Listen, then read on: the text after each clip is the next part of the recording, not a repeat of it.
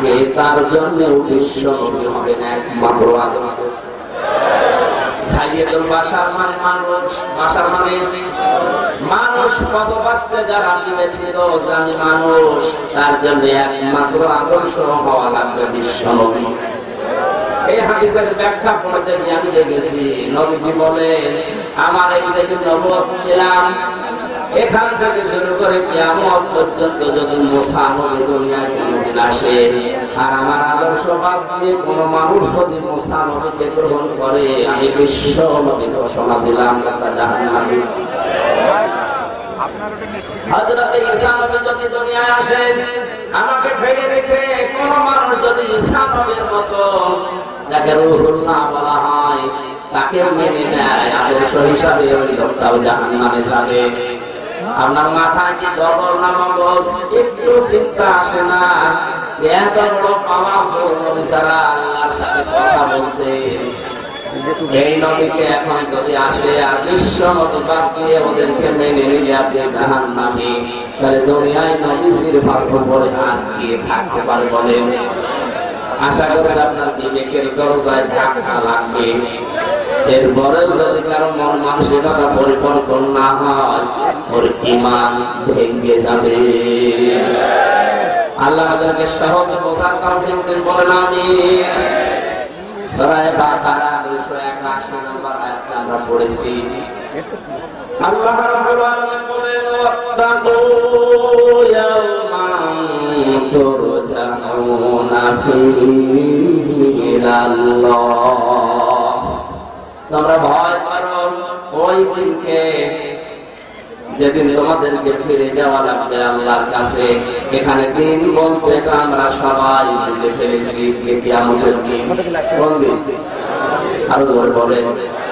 মানুষের এই ছোট্ট হায়াতটা শেষ হয়ে গেলে আসল যে জীবন শুরু হবে, ওর পয়লা যেটা বিচারাচার করা হবে তার নাম মালিকি ইয়াউমিদ্দিন। প্রতিদিন আপনি যদি 100 রাকাত নামাজ পড়েন, এই আয়াতটা আল্লাহকে শোনানো লাগে যে আল্লাহ কিয়ামতের ওই দিনের একচ্ছত্র মালিকানা কার? আরো জোরে বলেন কার? ওই দিনের চিন্তা ভাবনা ছাড়া, ওই দিনের ভয় ছাড়া কোন মানুষের জীবন পরিচ্ছন্ন হওয়া সম্ভব না। হ্যাঁ, দেখতে উপরে অনেক কিছু মনে হবে, বিশাল কোটি পাগলি সোফা দস্তরখানা বিছিয়ে খাবার খায়, খাবারের পরে মিষ্টি খায়, দেখলে মনে হবে জান্নাত থেকে পালিয়ে এসেছে। কিয়ামতে জবাব দিতে হবে। এই টেন্ডেন্সি যতক্ষণ পর্যন্ত মানুষের ভেতরে তৈরি না হবে, ততক্ষণ জীবন পরিচ্ছন্ন হওয়া সম্ভব না। আমার প্র্যাকটিক্যাল লাইফে বিশ্ববিদ্যালয়ে যখন মাস্টার্সের সার্টিফিকেট আনতে গেছে, দেখি যে বসে আছে বিশাল অফিসার, পাগড়ি মাথায় দেওয়া, তসবিহ লিখতেছে। বললাম, স্যার একটু সই করে সিল করে দেন। আমার বলছে, হামজা তাড়াতাড়ি করো। বলছে, তাড়াতাড়ি তো করছি। কিছুক্ষণ পরে বলছে, কই তাড়াতাড়ি করো, আমি জোহরের নামাজের সালাত ধরবো। স্যার আমিও গাড়ি ধরবো, আপনি একটু শুধু সিল মেরে সই হয়ে গেল। মাথা নিচে করে বলছে, তাড়াতাড়ি 1000 টাকা বের করো। ও আপনি জোহরের নামাজের সালাত ধরবো। আমাদের জামাত ধরতে মাত্র 10 মিনিট লাগে। বলেন বলেন বলেন। আর এখানে আপনার সরকার 8টা ঘন্টা এই জামাতের জন্য কিনে নিয়েছে। আপনার বেতন মাসে 45,000 টাকা।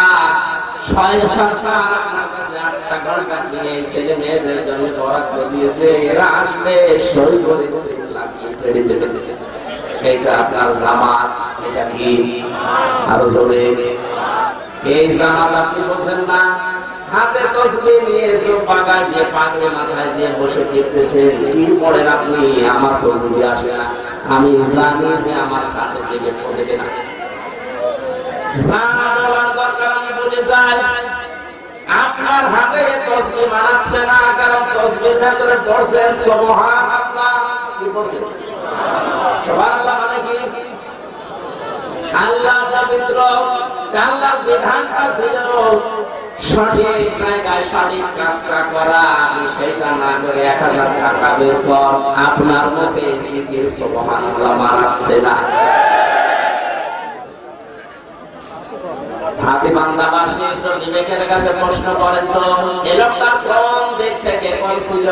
ওর পাগড়ি মাথায় আছে, চুল পাকায় আছে, জামাত ধরার জন্য বেদিল আসলো, হাতে তসবিহ টিপতেছে, সুবহানাল্লাহ আলহামদুলিল্লাহ। অথচ যে 8টা ঘন্টা ওর জন্য ডিউটি করা ফরজ, এটা যে ইবাদত ওটা জানে না। কি কথা বলেন? আপনি 10 মিনিট জোহরের নামাজের জামাত ধরবেন, ওইটা ইবাদত মনে করেন। 8টা ঘন্টা সরকার আপনার কাছ থেকে কিনে নিয়েছে, এইটা যে ইবাদত অনেকে কিন্তু জানে না। فَإِذَا قُضِيَتِ الصَّلَاةُ فَانتَشِرُوا فِي الْأَرْضِ وَابْتَغُوا مِنْ فَضْلِ اللَّهِ وَاذْكُرُوا اللَّهَ كَثِيرًا لَعَلَّكُمْ تُفْلِحُونَ।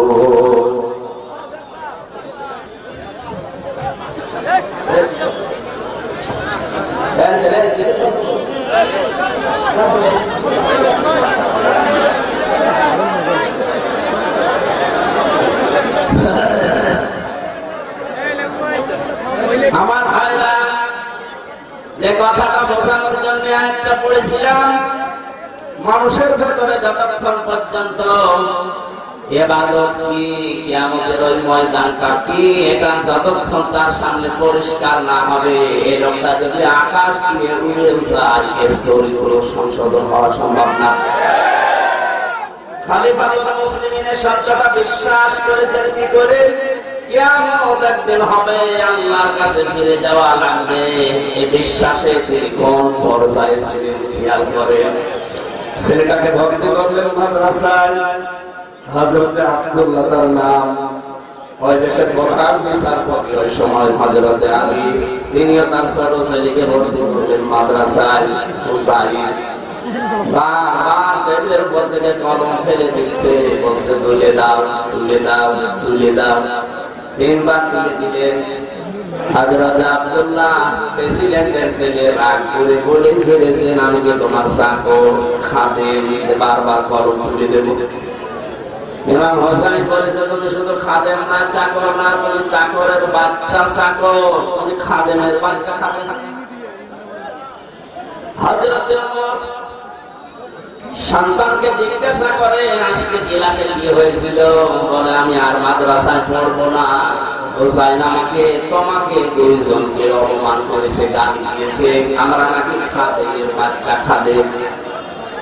হযরত ওমর বললেন, আমি বিচার করবো তোমার দিন।